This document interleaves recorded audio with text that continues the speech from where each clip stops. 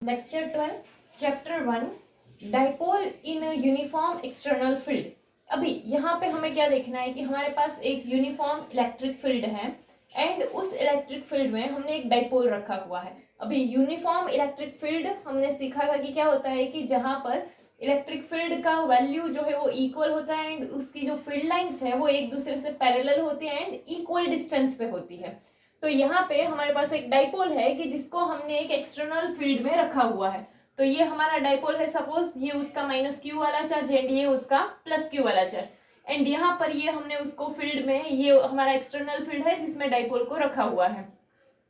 यहाँ पर उसका सेंटर ऑफ डाइपोल आ जाएगा, तो ये यहाँ से इतना डिस्टेंस ए एंड यहाँ से इतना डिस्टेंस ए और टोटल डिस्टेंस क्या आ जाएगा 2a आ जाएगा। तो हमें एक परमानेंट डाइपोल लेना है कि जिसका डाइपोल मोमेंट p हो एंड उसको हमने एक यूनिफॉर्म एक्सटर्नल फील्ड में रखा हुआ है। अभी परमानेंट डाइपोल यानी कि इररिस्पेक्टिव ऑफ फील्ड। अभी यहाँ पर अगर हम देखें तो कि ये डाइपोल की बात है सिर्फ, ठीक है, एंड उसके बाद हमारा एक एक्सटर्नल फील्ड है जिसमें हमने डाइपोल को रखा हुआ है। सो यहाँ पर क्या है कि ये जो दोनों चार्ज है उन दोनों चार्ज के ऊपर फोर्स लग रहा होगा। तो यहाँ पर क्या होगा कि ये हमें पता है कि जो फील्ड होता है वो क्या होता है, पॉजिटिव टू नेगेटिव होता है। अभी यहाँ पर हमारा नेगेटिव चार्ज है, यहाँ पे हमारा पॉजिटिव चार्ज है, तो इसीलिए ये पॉजिटिव वाले चार्ज में इस डायरेक्शन में फोर्स लग रहा होगा क्योंकि यहाँ पे नेगेटिव होगा। यहाँ पर ये नेगेटिव वाले में इस डायरेक्शन में फोर्स लग रहा होगा, यहाँ पॉजिटिव है उस सेंस से। तो यहाँ पर जो फोर्स लग रहा है वो सपोज क्या है हमारा QE जितना है। अभी ये फोर्स के लिए हमने फाइंड किया था एक चीज कि E इक्वल्स टू हमारा F/Q होता है, तो ये यहाँ से यहाँ जाएगा तो F इक्वल्स टू EQ, ऐसा अगले वाले लेक्चर्स में पढ़े थे।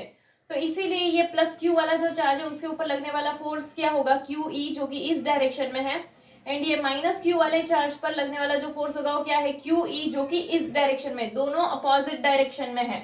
ठीक है, तो अगर हमें यहाँ पर फोर्स फाइंड करना है ना, तो इसका जो नेट फोर्स होता है डाइपोल का वो 0 होता है। अभी इसका नेट फोर्स 0 क्यों हो गया, तो कि देखो फोर्स जो है वो इक्वल इन मैग्नीट्यूड होंगे QE एंड QE। अभी ये दोनों चार्जेस इक्वल होते हैं बट अपोजिट डायरेक्शन में है, तो एक पॉजिटिव लेंगे एक नेगेटिव लेंगे तो दोनों इक्वल एंड अपोजिट टाइप के फोर्सेस होंगे, तो वो क्या हो जाएगा 0 हो जाएगा। तो इसीलिए यहाँ पे जो नेट फोर्स होता है वो 0 होता है। बट फिर भी अगर हम देखें तो क्या कि ये दोनों चार्जेस जो है वो एक डिस्टेंस पे आए हुए हैं एंड ये दोनों चार्जेस डिस्टेंस पे आए होने की वजह से ये जो उनका फोर्स का पॉइंट है ना वो डिफरेंट है। एंड ये जब फोर्स का पॉइंट डिफरेंट होता है तो भले ही हमें फोर्स जो है वो 0 मिलता है बट टॉर्क प्रोड्यूस होता है। सी इसका मेन सेंस ये है कि जो फोर्स है ना वो हमारे लीनियर के हिसाब से ना आए। जैसे देखो यहाँ पे हमारे पास सपोज ये एक ब्लॉक है, इसमें क्या होगा कि अगर हम फोर्स यहां से दे, ठीक है, उतना ही अपोजिट फोर्स हम यहां से दे तो क्या होगा, तो ये मूव नहीं करेगा। इसका नेट फोर्स जो होगा वो क्या हो जाएगा 0 हो जाएगा, ये मूव नहीं करेगा। बट अगर हम ये जो है ये, क्योंकि ये क्या है सेम पॉइंट पे है, ऐसे लीनियर के हिसाब से ही बन रहा है ना,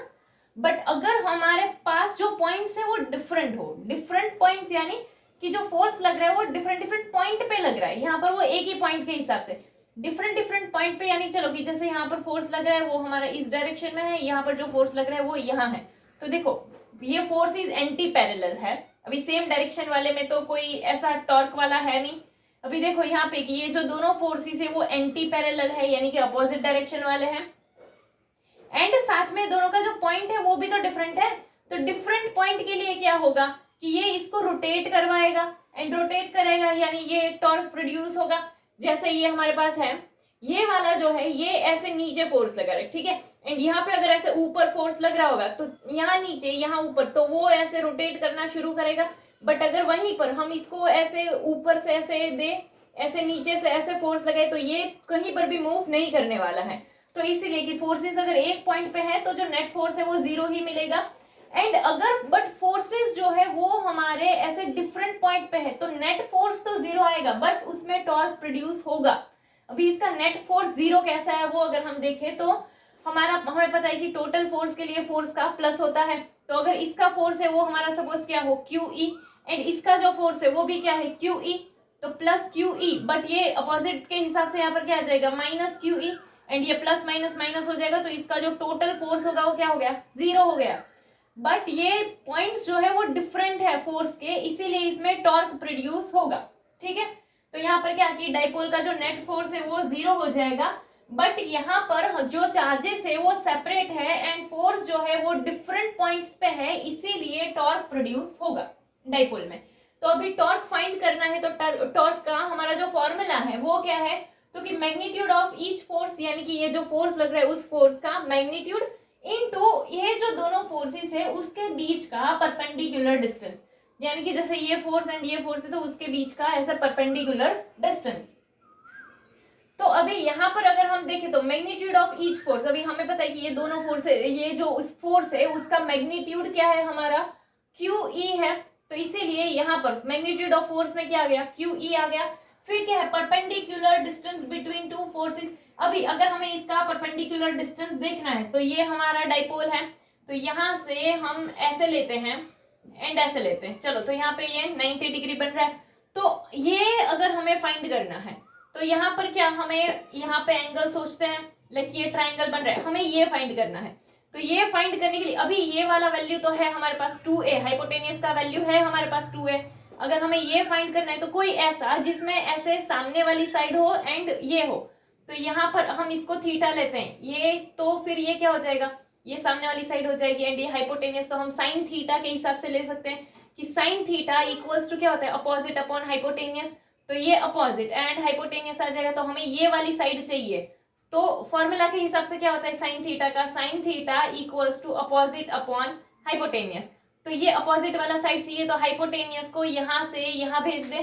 तो इसीलिए वो क्या हो जाएगा अपोजिट साइड हमें कैसे मिलेगी हाइपोटेनियस इनटू में साइन थीटा, तो यहाँ हमारा हाइपोटेनियस क्या है 2a एंड साइन थीटा, तो इसीलिए यहाँ पर जो परपेंडिकुलर डिस्टेंस मिलेगा वो क्या होगा 2a साइन थीटा। चलो तो यहाँ पर अभी इसको लिखेंगे तो क्या हो गया QE 2a साइन थीटा। अभी यहाँ पर हम इसको थोड़ा सा ऑर्डर के हिसाब से अरेंज करते हैं, क्योंकि देखो यहाँ पर हमारे पास 2 है, a है, q भी है, तो ये पूरा क्या हो रहा है हमारा p का फॉर्मूला था, तो इसीलिए हम इसको ऐसे ऑर्डर में अरेंज करते हैं कि पहले 2a लिखते हैं, फिर QE एंड फिर साइन थीटा का साइन थीटा, तो देखो ये ऐसा हो गया। अभी 2aq है, 2aq हमारा क्या होता था dipole movement, and dipole movement को किससे लिखते थे p से, तो इसीलिए यहाँ पे हमने क्या कर दिया p, एंड ये जो है e था वो हमारा e, एंड साइन थीटा है तो इसको हम वेक्टर के फॉर्म में लिखेंगे तो यहाँ पर क्रॉस लिख सकते हैं, तो टाउ के लिए हम एक चीज क्या लिख सकते हैं p क्रॉस e, एंड अगर ऐसा ना लिखना हो तो यहाँ पर हम इसको नॉर्मल में करेंगे तो हम इसका एक और चीज क्या लिख सकते हैं p साइन थीटा, या यहाँ पर भी डायरेक्ट देख सकते हो कि ये 2aq था वो p हो गया तो वो e है, और साइन थीटा तो यहाँ पर टाउ जो होगा वो क्या बनेगा pe साइन थीटा। तो हमें इसके लिए जो फॉर्मूला मिले हैं एक तो वो क्या है p क्रॉस e और you can say pe sine theta, ठीक है, ये फॉर्मूला याद रखना है, ये टाउ का फॉर्मूला है और यू कैन से जो टॉर्क प्रोड्यूस हो रहा है उसका फॉर्मूला है। अभी इसके लिए हमें डिफरेंट टाइप के केस देख सकते हैं, जैसे अगर हम देखें कि ये डाइपोल है तो इसको तो हम किसी भी डायरेक्शन के हिसाब से रख सकते हैं, तो उस डायरेक्शन के हिसाब से अगर हम केसेस देखें कि जैसे हमारा एक्सटर्नल फील्ड जो है वो इस डायरेक्शन में है एंड साथ में हम डाइपोल भी उसके पैरेलल ही रखते हैं, मतलब कि जो डाइपोल मूवमेंट आए वो भी उसके पैरेलल आए ऐसा रखते हैं, तो फील्ड का डायरेक्शन ये हो गया, डाइपोल मूवमेंट पैरेलल यानी कि डाइपोल मूवमेंट p जो है वो इस डायरेक्शन में आना चाहिए, तो वो यहाँ नेगेटिव लेते हैं यहाँ पर पॉजिटिव लेते हैं, तो डाइपोल मूवमेंट p जो है उसका डायरेक्शन भी ये होगा एंड फील्ड का डायरेक्शन भी ये होगा, तो ये एक दूसरे से क्या हो जाएंगे पैरेलल हो जाएंगे। तो टाउ का फॉर्मूला क्या था pe साइन थीटा, तो pe साइन एंड थीटा जो है अभी दोनों पैरेलल है तो थीटा क्या आ जाएगा 0 एंड साइन 0 का क्या होता है 0, तो यहाँ पर टाउ जो होगा वो क्या मिलेगा 0। इसके अलावा यही चीज अगर हम एंटी पैरेलल के लिए देखें कि अगर हम जो है डाइपोल को एंटी पैरेलल रखते हैं फील्ड से, तो यानी कि क्या फील्ड अगर इस डायरेक्शन में मूव कर रहे हैं तो हमारा डाइपोल जो है वो इस डायरेक्शन के हिसाब से आना चाहिए, तो इसीलिए हम यहाँ पॉजिटिव चार्ज एंड ये नेगेटिव चार्ज उसको इस वे में रखते हैं ताकि डाइपोल मूवमेंट कहाँ जाए इस डायरेक्शन में जाए एंड फील्ड जो है वो कहाँ आए यहाँ पे आए, तो इसीलिए ये दोनों क्या हो गए एंटी पैरेलल हो गए, एक इस डायरेक्शन में जा रहा है एक इस डायरेक्शन में जा रहा है, बिल्कुल अपोजिट डायरेक्शन है तो उसको एंटी पैरेलल बोलते हैं। तो एंगल यहाँ पे कितना बनेगा देखो, एक इस डायरेक्शन में गया दूसरा इस डायरेक्शन में गया तो ये 180 जितना एंगल बनेगा, तो इसीलिए टाउ जो है वो p साइन थीटा था, थीटा 180 हो जाएगा। अभी 0 एंड 180 का वैल्यू साइन का सेम होता है, वो क्या होता है 0, तो इसीलिए यहाँ पर टाउ क्या मिल गया 0। फिर अगर सपोज कि हम उसको कैसे रखते हैं 90 डिग्री पे रखते हैं, फील्ड से 90 डिग्री पे रखते हैं, तो हमारा फील्ड ऐसे है एंड साथ में तो डाइपोल 90 डिग्री के लिए ऐसे रखते हैं, यहाँ पर हमारा पॉजिटिव है, यहाँ पे नेगेटिव है। तो जो डाइपोल मोमेंट है वो ऐसे है P, एंड फील्ड जो है वो ऐसे है, तो इसीलिए यहाँ जो एंगल बना वो कितना है 90 डिग्री का, तो थीटा कितना आएगा 90। तो टाउ का फॉर्मूला क्या है PE sin थीटा, तो यहाँ क्या हो जाएगा PE sin 90, एंड sin 90 का वैल्यू क्या होता है 1, तो इसीलिए यहाँ पर जो टाउ मिलेगा वो क्या होगा PE। तो ये मैक्सिमम के हिसाब से, तो हम क्या बोल सकते हैं कि इसमें जो टॉर्क प्रोड्यूस हो रहा है वो किसके हिसाब से P एंड E के ओरिएंटेशन के हिसाब से है। अगर हम फील्ड के हिसाब से जैसे जैसे हमारा जो डाइपोल है उसका पोजीशन चेंज करेंगे वैसे वैसे जो टॉर्क प्रोड्यूस हो रहा है वो भी हमें डिफरेंट डिफरेंट मिलेगा,